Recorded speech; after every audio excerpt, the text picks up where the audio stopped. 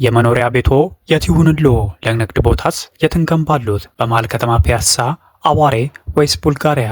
ግንባታቸውን ለመጠናቀቅ የደረሰን የፈለጉት እርሱም አለን።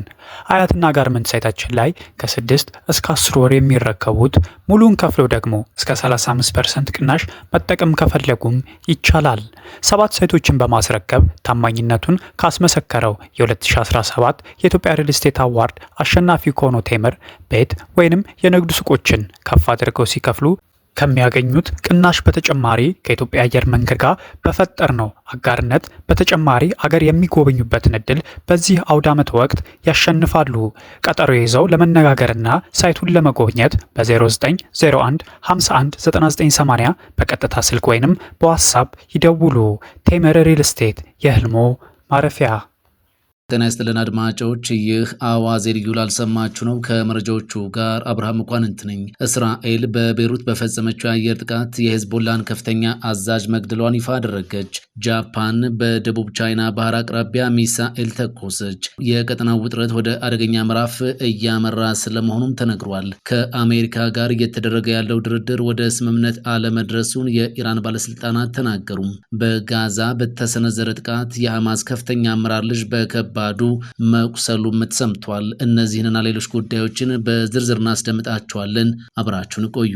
እስራኤል በቤሩት በፈጸመችው የአየር ጥቃት የሄዝቦላን ከፍተኛ አዛዥ መግደሏን አስታወቀች። እስራኤል በሊባኖስ ዋና ከተማ ቤሩት ደቡባዊ ክፍል በሚገኝ የሺአ ሙስሊሞች መንደር ላይ ባደረሰችው ከፍተኛ የቦምብ ድብደባም የሄዝቦላ የልዩ ኃይል ወይም ራድዋን አዛዥ የሆነውን ግለሰብ መግደሏን ገልጻለች። ጥቃቱ የተፈጸመው በደቡባዊ ቤሩት ጎቤሪ ተብሎ በሚጠራ ስፍራ እንደሆነ ታውቋል። የእስራኤል የጦር አውሮፕላኖች አካባቢውን በከፍተኛ ሁኔታ የደበደቡ ሲሆን ይህም በስፍራው ላይ ከፍተኛ ውድመት አድርሷል። ይህ ጥቃት እስራኤል በቤሩት የሺአ ማህበረሰብ በሚኖርበት ቀጠና ውስጥ የፈጸመችው የመጀመሪያው የኢላማ ጥቃት ስለመሆኑ ታውቋል። የእስራኤሉ ጠቅላይ ሚኒስትር ቤንያሚን ኔትንያሁና የመከላከያ ሚኒስትሩ እስራኤል ካትዝ ጥቃቱን እንዲፈጸም ትዕዛዝ መስጠታቸውን አረጋግጠዋል። ኔትንያሁ ስለ እርምጃው ሲናገሩም እነዚህ የራድዋን አሸባሪዎች በእስራኤል ላይ ጥቃት የሰነዘሩና ወታደሮቻችንን የገደሉ ናቸው። ማንኛውም አሸባሪ በህይወት ሊኖር አይገባውም።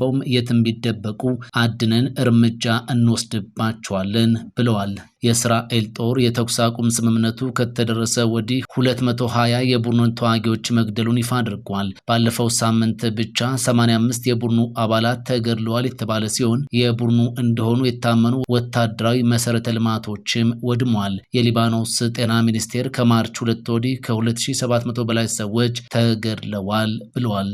ከአሜሪካ ጋር እየተደረገ ያለው ድርድር ወደ ስምምነት አለመድረሱን የኢራን ባለስልጣናት ተናገሩ።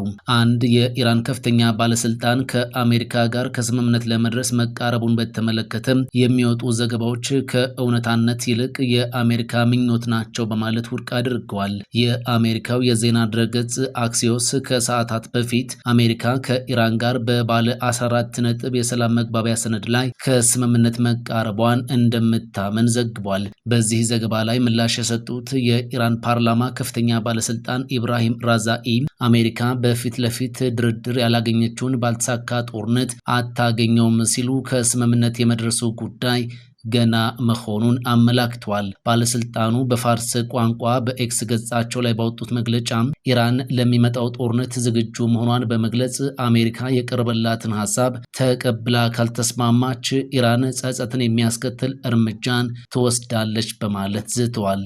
በተጨማሪም ከኢራን ጋር የሚካሄደውን ጦርነት ለማብቃት በአሜሪካ የቀረበው ሐሳብ አሁንም ገና ውሳኔ ያልተሰጠው መሆኑን የኢራን የውጭ ጉዳይ ሚኒስቴር ቃል አቀባይ ለአገራቸው የዜና ወኪል ገልጸዋል። ኢስማኤል ባጌይ እንደተናገሩት ኢራን በቀረበው የሰላም ስምምነት ሐሳብ ላይ ያላትን አመለካከት በፓኪስታን አደራዳሪዎች በኩል ለአሜሪካ እያሳወቀች እንደሆነም አመልክቷል። ቃል አቀባዩ ጨምረውም የሚደረገው ድርድር ከመጥፎ እሳቤ ውጭ በቅን ልቦና ሊሆን እንደሚ እንደሚገባው አገራቸው እንደምታምን በኤክስ ገጻቸው ላይ አጋርተዋል። በጋዛ በተሰነዘረ ጥቃት የሐማስ ከፍተኛ አመራር ልጅ በከባድ ሁኔታ ቆሰለም። ጥቃቱ መሪዎችም ሆኑ ልጆቻቸው ከኢላማ ውጪ እንዳልሆኑ ለማሳየት የተደረገ ነው ተብሏል። የሐማስ ከፍተኛ አመራር የሆኑት ኸሊል አልሃያ ልጃቸው አዛም አልሃያ በጋዛ ከተማ በእስራኤል በደረሰ የአየር ድብደባ በከባድ መቁሰሉን አስታውቋል። በጥቃቱ አንድ ሰው ስለመገደሉም ተነግሯል። በጋዛ ከተማ ደራጅ በተባለ ሰፈር በተፈጸመው በዚህ ጥቃት ሐምዛ አል ሻርባሲ የተባለ ግለሰብ ሲገደል የአመራሩ ልጅ አዛምና ሌሎች በርካታ ሰዎች ጉዳት ደርሶባቸዋል። ኸሊል አልሃያ ለአልጀዚራ በሰጡት መግለጫ ጥቃቱ በየቦታው በህዝባችን ላይ የሚፈጸመው የእስራኤል ወረራ አካል ሲሉ ገልጸውታል። ድርጊቱ በድርድር ላይ ያሉ የፍልስጤም ተወካዮችን በግድያና በማስፈራራት ጫና ለመፍጠር የታለመ እንደሆነም አክለዋል።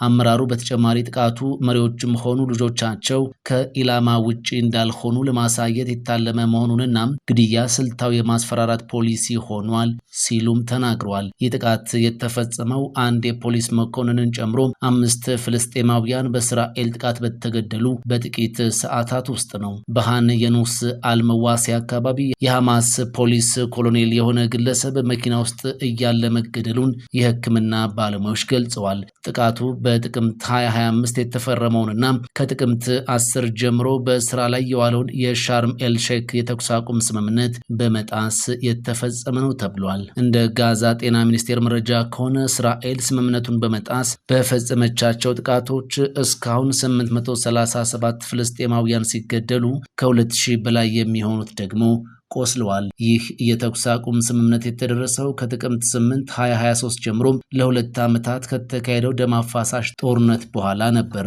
በጦርነቱ ከ70 ሺህ በላይ ፍልስጤማውያን ሲገደሉ 90 በመቶ የሚሆነው የጋዛ መሰረተ ልማትም እንደወደመ መረጃዎች ያመላክታሉ። በመጨረሻም ኸሊል አልሃያ አሜሪካና አስታራቂ ሀገራት እስራኤል ስምምነቱን እንድታከብርና ጥቃቷን እንድታቆም ጫና እንዲያደርጉ ጥሪ አቅርበዋል። ኢራን ጦርነቱን ለመቋጨት በአሜሪካ የቀረበውን እቅድ እየገመገመች መሆኑን አስታወቀች። በዋሽንግተንና በቴህራን መካከል ሊደረስ ስለሚችል አዲስ ስምምነት የሚጠቁሙ መረጃዎች መውጣታቸውን ተከትሎም ኢራን የቀረበላትን የድርድር እቅድ አሁንም እየመረመረችው መሆኑን ይፋ አድርጋለች። የአሜሪካው የዜና ምንጭ አክሲዮስ እንደዘገበው ዋይት ሃውስ ከኢራን ጋር ለመፈራረም ያዘጋጀው ባለ አንድ ገጽ የመግባቢያ ስምምነት 14 ቁልፍ ነጥቦችን ይዟል። ኢራን የኒውክሌር ማበልጸግ ተግባሯን እንድታቆም ማድረግ፣ በኢራን ላይ የተጣሉ ማዕቀቦች እንዲነሱ መፍቀድ፣ በሆርሙዝ ወሽመጥ በኩል የንግድ መርከቦች በነፃነት እንዲንቀሳቀሱ ማድረግ የሚሉት ነጥቦች ይገኙበታል። ኢራን ጉዳዩን በጥንቃቄ እየተመለከተችው እንደሆነም ገልጻለች። የኢራን ውጭ ጉዳይ ሚኒስቴር ቃል አቀባይ እስማኤል ኢራን የቀረበላትን ሀሳብ ምርመራ ስታበቃ አቋሟን በአደራዳሪዋ ፓኪስታን በኩል ይፋ እንደምታደርግም አስታውቋል።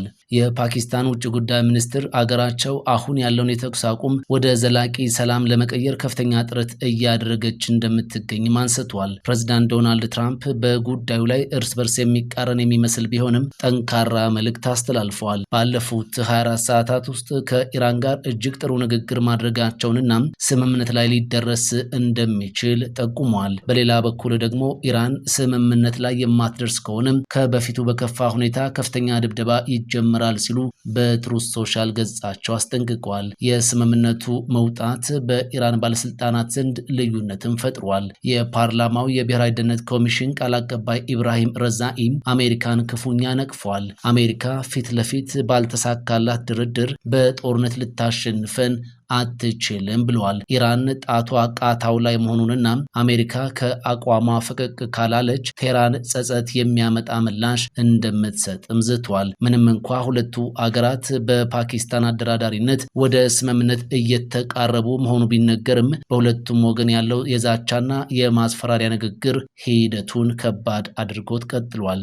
ጃፓን በደቡብ ቻይና ባህር አቅራቢያ ሚሳኤል ተኮሰች። ጃፓን ከአሜሪካና ከሌሎች አጋር ሀገራት ጋር በመሆን በሰሜናዊ ፊሊፒንስ በምታካሄደው መጠነ ሰፊ ወታደራዊ ልምምድ ላይ ለመጀመሪያ ጊዜ ሚሳኤል ተኩስ ማከናወኗ ተሰምቷል። ይህ ወታደራዊ እርምጃ የተወሰደው ቻይና የባህር ላይ ይገባኛል ጥያቄ በምታነሳበትና ከፍተኛ ወታደራዊ ፍጥጫ ባለበት የደቡብ ቻይና ባህር ፊት ለፊት በሚገኝ ስትራቴጂካዊ ቦታ ላይ መሆኑ የቀጠናውን ፖለቲካዊ ውጥረት ወደ አዲስ ምዕራፍ አሸጋግሮታል። የጃፓን ጦር በልምምድ ወቅት ከምድር ወደ ባህር የሚተኮሱ ዘመናዊ የሚሳኤል ስርዓቶችን መጠቀሙ የሀገሪቱን ወታደራዊ ዝግጁነት ከማሳየቱም በላይ ከቅርብ ጊዜ ወዲህ በታይዋንና በፊሊፒንስ አቅራቢያ እየታየ የመጣውን የቻይናን መስፋፋት ለመመከት የታለመ መሆኑ ተነግሯል።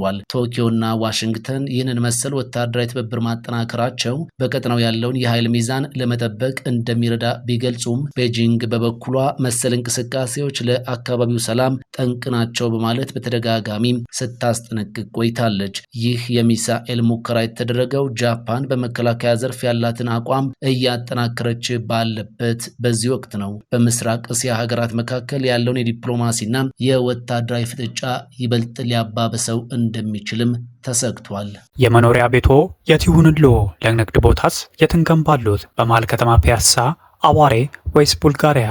ግንባታቸውን ለመጠናቀቅ የደረሰን የፈለጉት እርሱም አለን። አያትና ጋርመንት ሳይታችን ላይ ከ6 እስከ 10 ወር የሚረከቡት ሙሉን ከፍለው ደግሞ እስከ 35% ቅናሽ መጠቀም ከፈለጉም ይቻላል። 7 ሳይቶችን በማስረከብ ታማኝነቱን ካስመሰከረው የ2017 የኢትዮጵያ ሪል ስቴት አዋርድ አሸናፊ ከሆነው ቴምር ቤት ወይንም የንግድ ሱቆችን ከፍ አድርገው ሲከፍሉ ከሚያገኙት ቅናሽ በተጨማሪ ከኢትዮጵያ አየር መንገድ ጋር በፈጠርነው አጋርነት በተጨማሪ አገር የሚጎበኙበትን እድል በዚህ አውደ ዓመት ወቅት ያሸንፋሉ። ቀጠሮ ይዘው ለመነጋገርና ሳይቱን ለመጎብኘት በ0901 51 9980 በቀጥታ ስልክ ወይንም በዋትስአፕ ይደውሉ። ቴምር ሪል ስቴት የህልሞ ማረፊያ። ፈጣን ያልተሰሙ መረጃዎችንና ትኩስ የኪነ ጥበብ ዜናዎችን ለማግኘት የቁም ነገር ሚዲያ የዩቲዩብ ቻናልን በመቀላቀል ቤተሰብ የሆኑ ቻናላችንን ሰብስክራይብ ያድርጉ።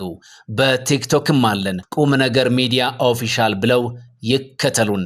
እናመሰግናለን። ቁም ነገር ሚዲያ፣ ለቁም ነገር እንሰራለን።